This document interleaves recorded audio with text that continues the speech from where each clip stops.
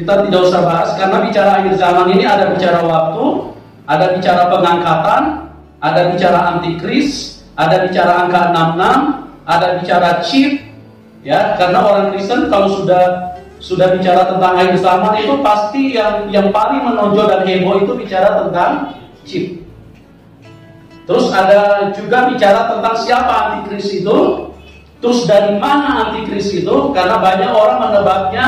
Ada yang bilang dari Roma, ya. Ada dulu yang menebak Obama karena kulitnya agak putih, makanya rambutnya agak keriting, makanya orang tebak sudah ini dia antikris. Untung aja Obama nggak dengar pada waktu itu. Ini ngawur betul di pendeta-pendeta nih, asal main tebak aja. Terus dari negara mana? Itu kita harus bahas dengan jelas. Terus kemudian bicara, itu kan ada beberapa ya, tadi saya sudah sampaikan, ada bicara pengangkatan. Kapan pengangkatan itu? Ya. Terus setelah pengangkatan kita itu ditempatkan di mana? Karena banyak orang ngawur, bilang kita diangkat terus kemudian ditaruh di satu tempat selama 3,5 tahun. Nah ini kan ngawur-ngawur semua, ini tidak sesuai dengan firman. Nah itu bicara juga antikris. Siapa antikris itu? Dan apa yang dimaksud dengan angka 66? Oke, kita bicara dibagi-bagi saja ya. Catatan yang perlu kita perhatikan, bahwa gereja khotbah, pendeta-pendeta khotbah, bahwa kita akan diangkat sebelum antikris datang. Alkitab berkata lain, ya. Tidak seperti itu. Alkitab mengatakan dengan tegas bahwa gereja akan berhadapan dengan antikris. Saya bicara tentang waktu dulu supaya lebih jelas penekanannya. Kita buka dulu 2 Petrus 3 ayat 8. Akan tetapi, saudara-saudaraku yang kekasih, yang satu ini tidak boleh kamu lupakan. Ya, yang satu ini tidak boleh kamu lupakan. Ini catatan penting. Tidak boleh kamu lupakan. Ini bicara waktu. Ini bicara tentang akhir zaman. Karena kalau bicara akhir zaman itu kan bicara waktu. Zaman akan berakhir. Waktunya itu kita mesti tahu betul, ya. Yang satu ini kamu tidak boleh lupakan. Terus, yaitu bahwa di hadapan Tuhan satu hari sama seperti 1000 tahun. Satu hari sama dengan 1000 tahun. Dan 1000 tahun sama seperti satu hari. Ya, dan 1000 tahun sama dengan satu hari. Oke, jelas ya. Catatan di situ bahwa 1000 tahun sama dengan satu hari, dan satu hari sama dengan 1000 tahun. Nah, kita perhatikan cara kerja Tuhan itu di dalam kitab Kejadian itu ada berapa hari Tuhan kerja? Lalu berapa hari? 6. Betul? Ya, kalau Anda ragu, buka kitab Kejadian 1 ayat 31. Maka Allah melihat segala yang dijadikannya itu sungguh amat baik. Jadilah petang dan jadilah pagi, itulah hari ke-6. Ya, itulah hari ke-6. Jadi ada berapa hari Tuhan kerja? 6. Ada 6 hari. Sambung Kejadian 2 ayat 1 dan 2. Selesaikan langit dan bumi dan segala isinya. Dan segala isinya. Ketika Allah pada hari ke-7 telah menyelesaikan pekerjaan yang dibuatnya itu, berhentilah ia pada hari ke-7 dari segala pekerjaan yang telah dibuatnya itu. Dari segala pekerjaan yang telah dibuatnya itu. Tuhan berhenti di hari keberapa? 7. Berarti dia bekerja ada 6 hari. 6 hari Tuhan bekerja, itu melambangkan bahwa dunia ini hanya ada 6.000 tahun. 6 hari Tuhan bekerja, itu menunjukkan, karena 2 Petrus berkata, 1 hari sama dengan 1000 tahun, dan 1000 tahun sama dengan 1 hari, itu menunjukkan bahwa Tuhan bekerja selama 6 hari. Artinya ada dunia ini ada 6.000 tahun. Walaupun banyak ahli menyatakan bahwa dunia ini sudah berjuta-juta tahun. Ya itu nggak tahu dia dapat pewahyuan dari mana. Mungkin dia habis mimpi ketemu Gondoruo, Terus kemudian dia tafsirkan seperti itu. Alkitab ini kebenaran. Tidak ada kepalsuan sedikit pun. Semuanya pasti sesuai dengan catatan Alkitab. Jadi dunia ini ada berapa lama, saudaraku? 6.000 tahun. Tidak lebih dari itu. Karena Tuhan bekerja hanya 6.000 tahun. Dan hari ke-7 dia memberkati. Ya. Makanya dikatakan di situ bahwa di dalam kehidupan orang Kristen, di dalam Alkitab itu zaman itu dibagi menjadi tiga zaman. Zaman Bapa, Anak, dan zaman Roh Kudus. Zaman Bapa berapa ribu tahun? 2000. Zaman Anak 2000 tahun. Zaman Roh Kudus juga 2000 tahun. Ya. Nah, 2000 tahun, 2000 tahun, 2000 tahun, pada hari yang ke-7 dia memberkati. Nah, juga sama dengan begitu, dunia ini hanya 6.000 tahun. Pada tahun yang hari yang ke-7 ada memasuki tahun yang ke-7.000, itu Tuhan memberkati dengan apa? Berkat apa?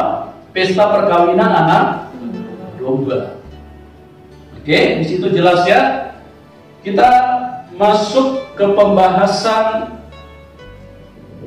yang tadi ya, apakah gereja akan diangkat dulu baru antikris ada, ataukah gereja akan ketemu dengan antikris? Coba kita baca dulu 1 Yohanes 2 ayat 18.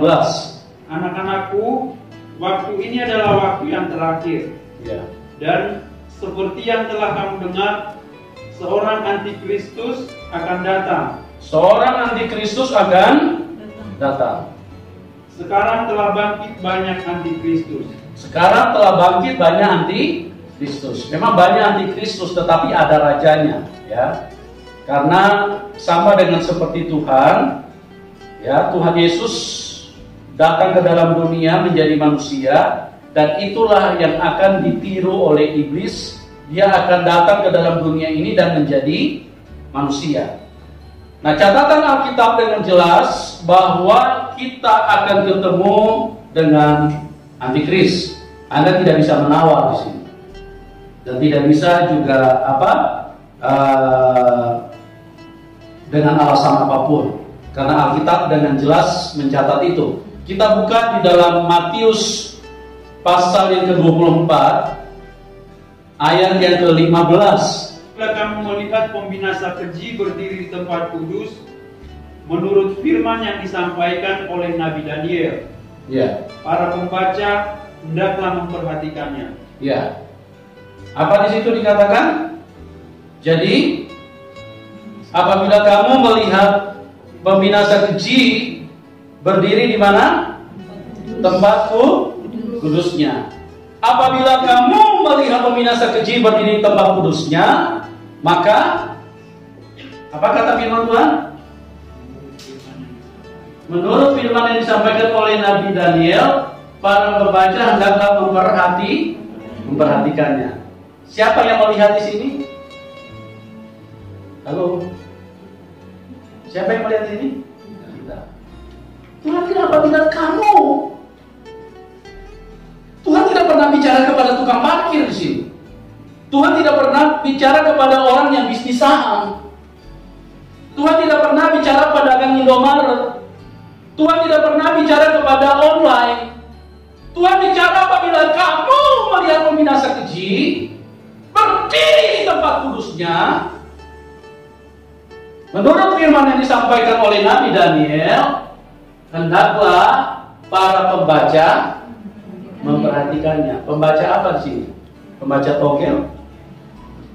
Nah, pembaca firman. Jadi jelas ya bahwa kita akan melihat antikris, pembinasa. Anda tidak bisa tawar.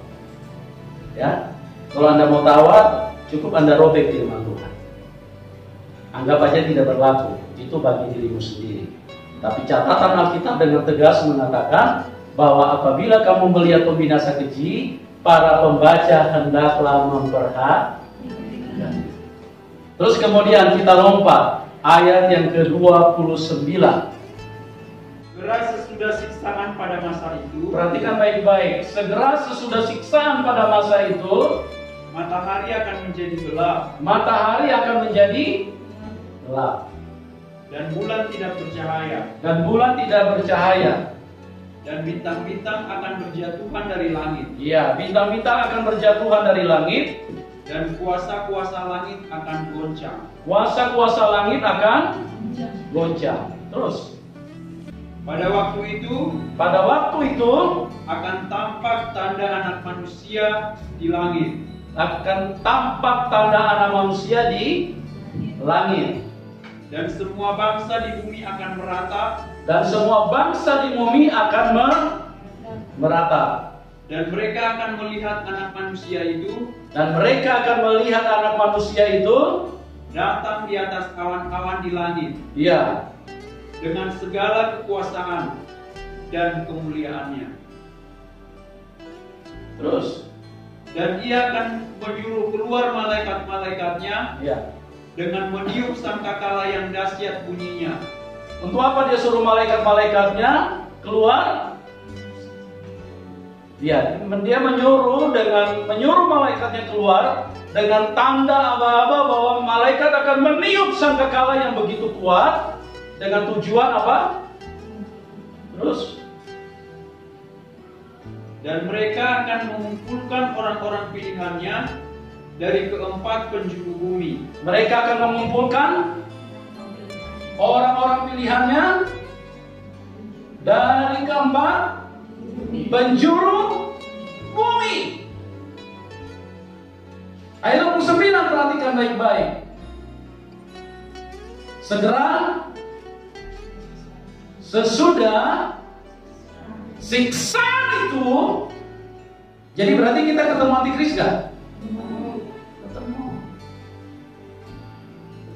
Jadi jangan percaya dengan pendeta-pendeta yang ngomong kita akan angkat Rachel. Itu penipuan besar di dalam gereja. Ini sangat mencelakakan kehidupan umat Tuhan. Alkitab berkata berbeda.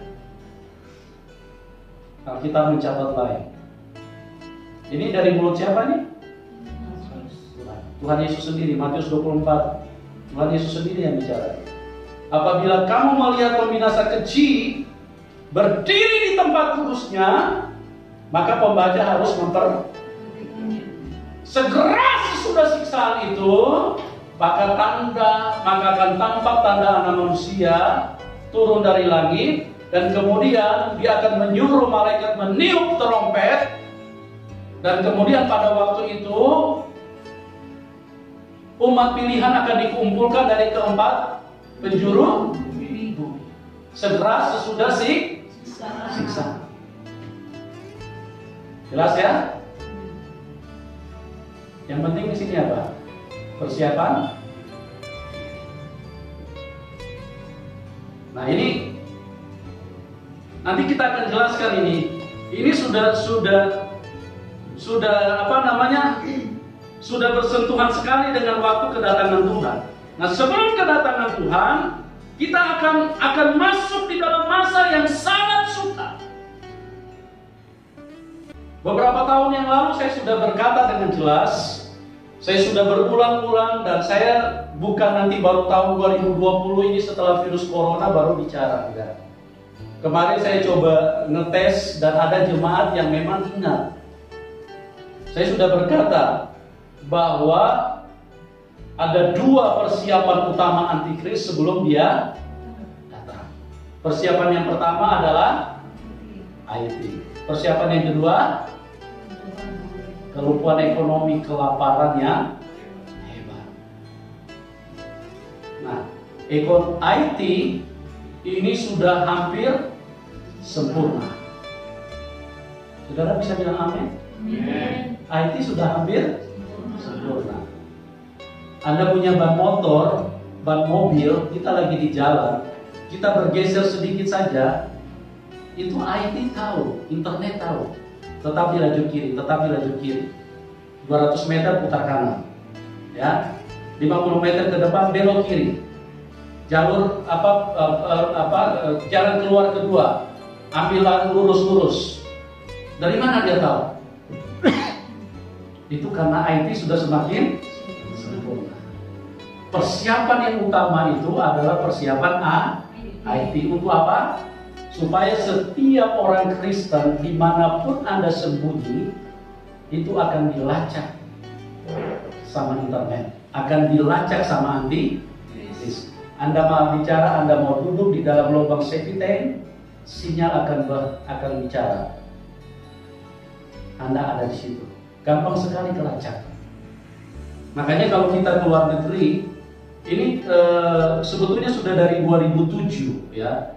2006 saya sudah perhatikan itu kalau kita ke mall, misalnya ke mall Arta Gading, tiba-tiba ada SMS selamat datang di mall Arta Gading.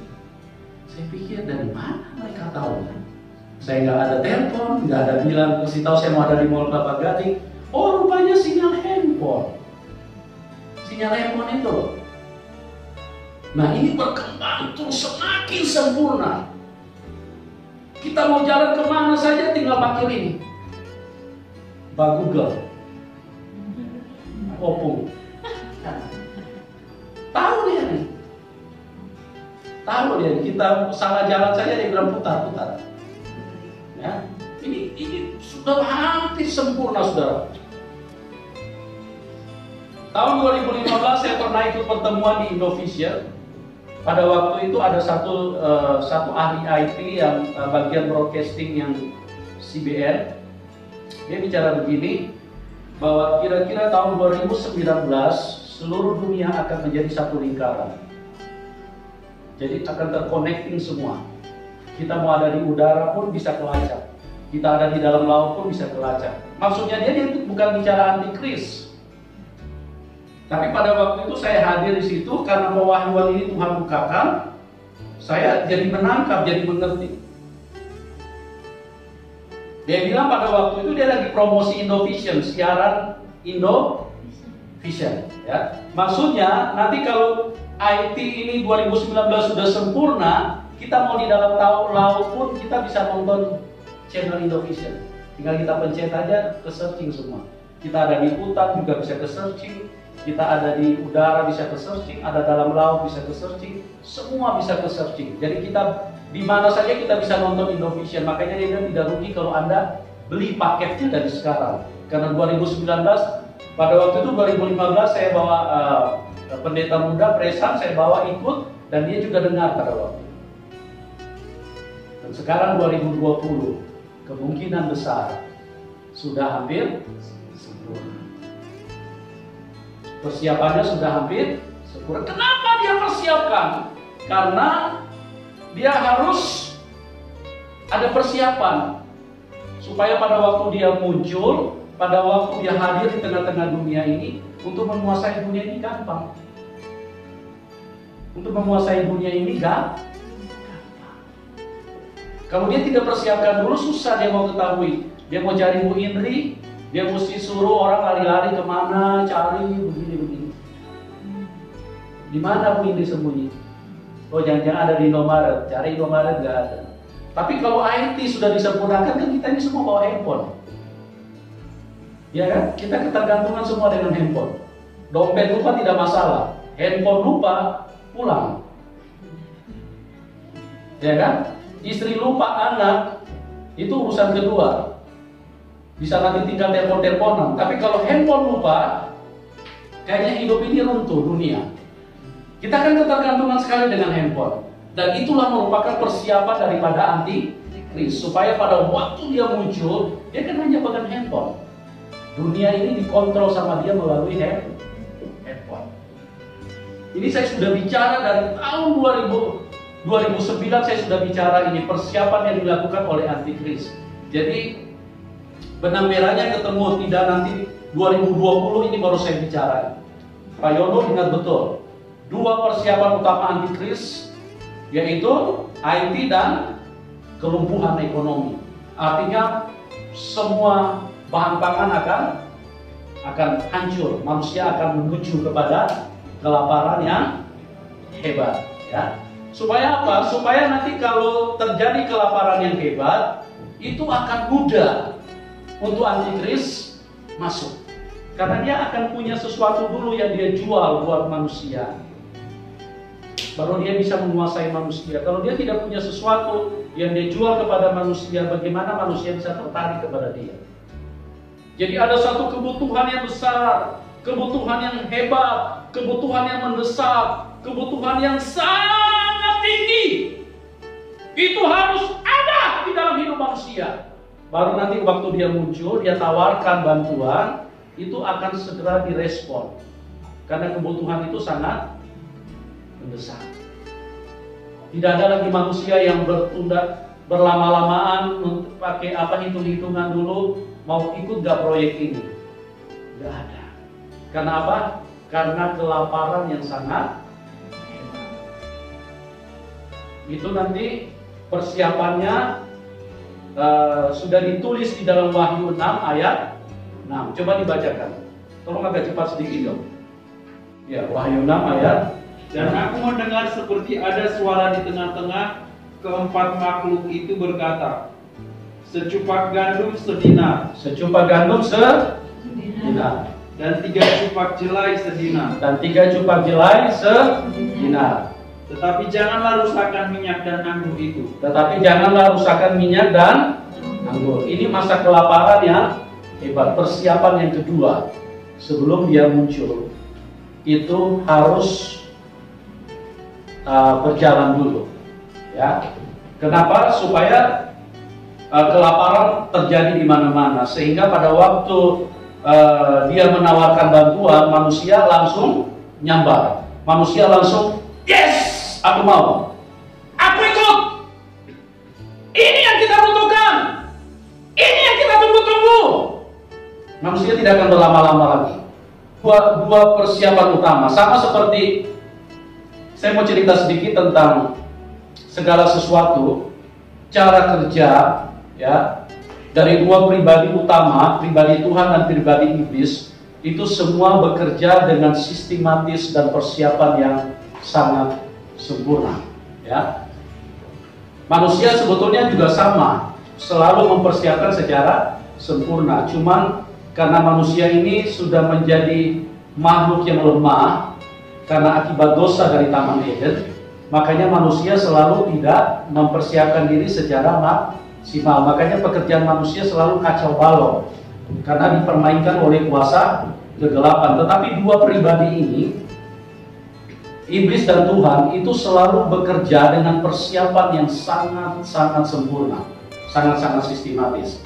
Jadi tidak hantam kromo begitu, ya, tidak ucuk-ucuk, semuanya dipersiapkan dengan baik. Tuhan Yesus sebelum datang itu sudah dipersiapkan dari ribuan tahun. Ribuan tahun sebelum dia datang sudah dipersiapkan dengan sungguh-sungguh. Makanya kita perhatikan dari kitab Kejadian bagaimana Habel dibunuh sama Kain. Itu adalah sebuah persiapan yang memang sudah direncanakan jauh ribuan tahun sebelum Tuhan Yesus hadir. Itu sudah dipersiapkan. Bahwa cara penebusan itu harus ada penumpahan darah. Cara penebusan itu harus ada kematian daging. Cara penebusan itu harus terjadi seperti itu. Itu sudah dipersiapkan ribuan tahun. Nah, dua pribadi ini bekerja dengan sempurna. Semua itu dipersiapkan, tidak ucuk-ucuk, ya. Tidak seperti kayak hamba Tuhan main sabot sana sini dengan asal-asalan, enggak. Ya. Sangat sempurna. Nah, sama dengan Tuhan Yesus waktu dia mau datang ke dalam dunia itu dipersiapkan jauh-jauh hari, ribuan tahun, bahkan semakin dekat persiapannya semakin jelas. Bahkan sebelum dia lahir pun itu persiapannya itu diutuslah yang namanya siapa? Yohanes Pembaptis. Itu persiapan semua. Untuk apa? Kenapa Yohanes Pembaptis harus lahir lebih dahulu? Itu mempersiapkan jalan buat Tuhan. Supaya pada waktu Tuhan hadir, itu tidak terlalu sulit untuk Tuhan bisa berinteraksi dengan bangsa Israel. Sedangkan sudah dipersiapkan saja begitu, Tuhan Yesus masih, istilahnya masih babak belur berhadapan dengan manusia. Karena manusia ini kebodohannya ampun-ampun deh. Nah, makanya sama dengan antikris itu, ya. Jadi waktu Tuhan Yesus sebelum dia hadir, antikris Yohanes Pembaptis lebih dahulu ada di dalam kandungan Elisabet selama berapa? 6 bulan. Untuk apa? Supaya dia mendahului. Ya. Dari peristiwa kelahiran Yohanes Pembaptis itu pun juga menggemparkan bangsa Israel karena kelahirannya tidak lazim. Dari perempuan yang sudah lisut, yang sudah layu, mungkin seusia mungkin sudah kayak Oma Ade, tiba-tiba hamil. Ya, ini kan tidak lazim, ya kan? Coba kalau ada misalnya usia kayak Oma Ade ini tiba-tiba hamil, apakah diserbu sama wartawan?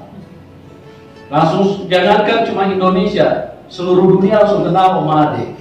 Kalau misalnya terjadi seperti itu, tapi jangan takut Oma. Tuhan tidak akan buat itu lagi. Jangan takut, ya. Tidak akan terjadi seperti itu. Itu hanya ada di zaman apa? Yohanes Pembaptis. Karena apa? Karena itu mempersiapkan jalan buat Tuhan, supaya bangsa Israel terkaget-kaget. Ada orang tua yang sudah lanjut usia, yang tidak mungkin bisa hamil, tiba-tiba hamil. Itu menjadi buah tutur, menjadi pembicaraan di mana-mana. Sampai kelahirannya pun itu menjadi sebuah kehebohan bagi bangsa Israel. Mereka berkata, ini anak akan jadi seperti apa karena tangan Tuhan ada di dalam dia. Dia punya nama pun, si bisu pun buat oret-oretan dulu baru dia dikasih nama. Buat tempar bangsa Israel. Kenapa? Tuhan memang sengaja mempersiapkan kedatangan Tuhan. Untuk apa? Supaya orang yakin, supaya bangsa Israel percaya bahwa Yohanes ini nanti sebentar kalau dia bicara, seluruh bangsa Israel harus percaya. Makanya pada waktu dia tampil, dia berbicara, lihatlah anak domba Allah yang akan menghapus isi dosa dunia ini. Ini sebuah peneguhan. Nah, mereka yang sudah terkaget-kaget, mereka yang sudah terkagum-kagum dengan Yohanes Pembaptis, mau tidak mau mereka akan percaya. Karena orang yang hebat ini, yang luar biasa ini, kejadiannya pun yang sangat spektakuler ini, dia yang bicara. Lihat anak domba Allah yang akan menghapus isi dosa dunia. Paham ya?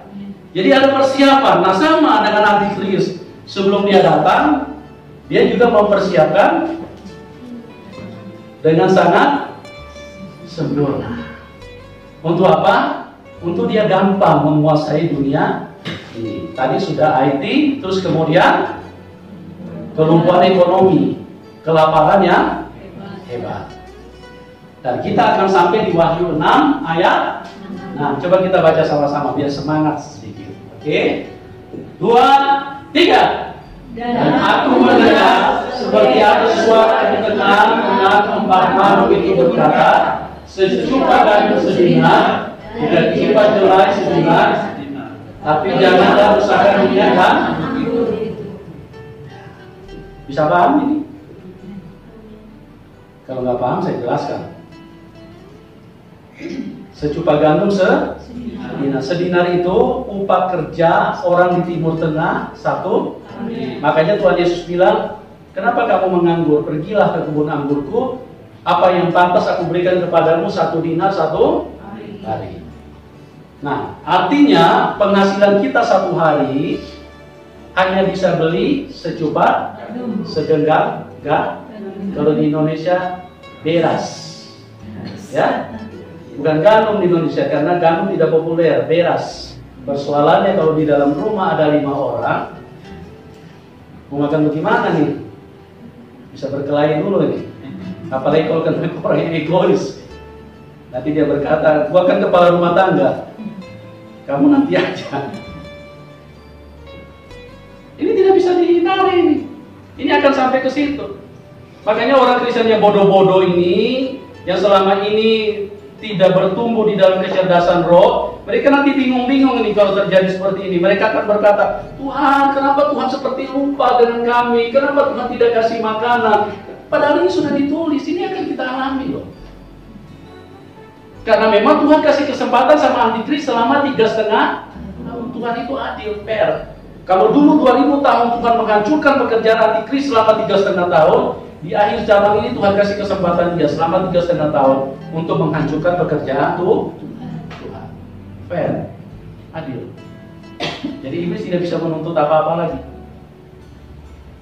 Kita sudah bertanding sama kok. Dulu 3,5 tahun aku hancurkan pekerjaanmu, 3,5 tahun di akhir zaman aku kasih kamu kesempatan untuk menghancurkan gereja. Jadi 2 persiapan. Ini baru bicara tentang persiapan. 2 persiapan.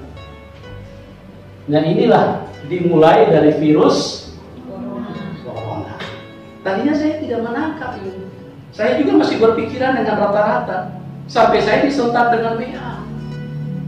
Dan saya melihat, kenapa saya melihat dampaknya ini begitu luar biasa? Karena semua negara bicara. Kalau dulu virus MERS, Ebola, tidak semua negara kok. Tidak ada nih libur-liburkan kayak begini. Biasa aja cuma bilang ada virus. Tidak ada seperti sekarang ini. Ini seluruh dunia gempa. Perdana Menteri Inggris kalau nggak salah kena juga. Presiden Jokowi berulang-ulang berkata dengan begitu tegas, kita lebih baik diam di rumah, lebih baik diam di rumah, lebih baik diam di rumah. Apa artinya? Dunia sementara menuju kepada kematian. Tidak ada kemampuan untuk melawan ini. Semua akan berhenti secara total. Ini baru 2 bulan. Dimulai dari bulan Januari, awal bulan Januari. Baru 2 bulan itu. BNPB sudah mengeluarkan pernyataan darurat corona diperpanjang sampai 28 Mei. Kalau diperpanjang sampai 2021, lumpuh total. Manusia tidak punya makanan di mana-mana. Anda haleluya apa haleluya? Haleluya. Ya. Kalau secara daging kita haleluya. Karena apa? Karena kita takut dengan hal seperti ini. Tapi kalau secara roh, ini kebenaran perkataan Bapak. Bapak kita punya perkataan ya dan amin. Tidak akan pernah bisa terlewatkan dari sini. Semua pasti sesuai dengan apa yang dia sampaikan. Firmanku jika keluar dari mulutku, dia harus menyelesaikan tugasnya. Dan dia tidak akan kembali dengan sia-sia. Kalau Tuhan bilang Wahyu 6 ayat 6, sejupa gandum sedina, 3 jupa jelai sedina, itu pasti tergenapi. Berapapun penghasilan Anda, dalam 1 hari, mau 200.000 ke, mau 200 juta ke, mau 200 miliar ke, mau 200 triliun ke, hanya bisa beli segelam apa? Beras. Kenapa bisa seperti itu? Karena semuanya akan diatur oleh pemerintah. Karena darurat pangan. Semua akan diatur. Kita sudah mulai lihat ini diatur. Ancol ditutup, semua diatur pemerintah. Taman mini ditutup, perkantoran ditutup, sekolah diliburkan, semua mulai diatur.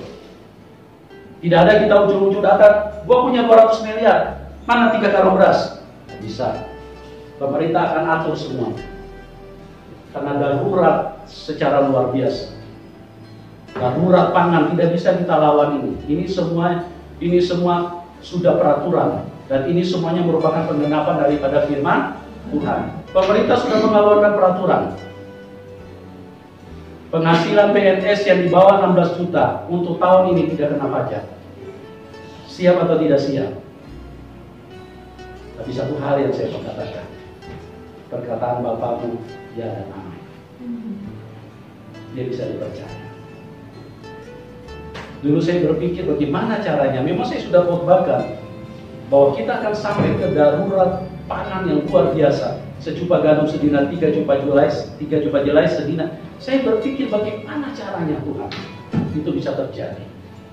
Tuhan pada waktu itu memberikan hikmat kepada saya. Virus akan menyebar di mana-mana. Saya cuma berpikir, oh virus mungkin nanti setan taruh di dalam makanan. Jadi buah apel, buah durian, buah pisang nanti kena virus semua nanti gagal panen. Saya tidak berpikir virusnya itu akan nyerang manusia. Karena kalau dia nyerang manusia, lumpuh semua saudaraku. Gak ada yang bisa dibuat. Manusia ketakutan semua.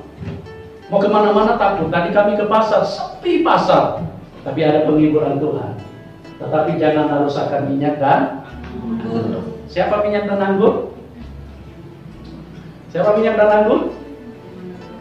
Ya, firman dan Roh Kudus. Kudus. Pertanyaannya, di dalam hidupmu adakah minyak? Adakah urapan Tuhan di dalam hidupmu? Adakah darah Tuhan di dalam hidupmu? Minyak itu bicara urapan, perlindungan Tuhan. Itulah Mazmur 91. Orang yang berlindung di dalam naungan Allah yang Maha Tinggi akan berkata, kepada siapa aku harus takut? Siapa yang ada urapan Tuhan, itu ada perlindungan. Jangan usahkan minyak dan anggur. Tetap ada pemeliharaan. Entah bagaimana caranya Tuhan, tapi Tuhan sudah menjamin. Jangan usahkan minyak dan anggur. Orang anggur itu bicara tentang apa? Tentang darah. Darah itu bicara tentang kehidupan. Orang yang punya darah Tuhan itu akan ada perlindungan. Ya, cuman dengan secukupnya. Ya, jangan lagi minta berlebih-lebihan. Jangan lagi minta pizza 2 loyang. Itu sudah nggak ada di zaman itu. Ya, dapat telur 1 biji, bagi 5. Bersyukur dengan apa yang ada. Sama dengan kita harus ingat zaman Elia. Ya kan? Dipelihara sama siapa? Burung. Burung gagak kan punya tangan kecil. Dia cuma Elia yang penting, kenyang sedikit, udahlah.